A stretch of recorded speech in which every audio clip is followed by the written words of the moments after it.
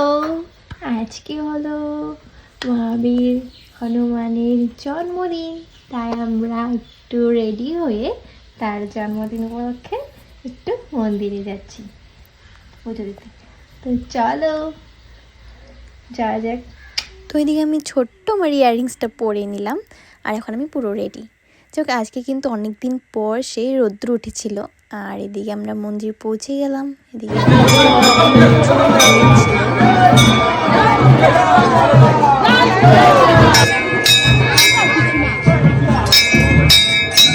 প্রচুর ভিড় ছিল, আজকে প্রচুর ভিড় ছিল।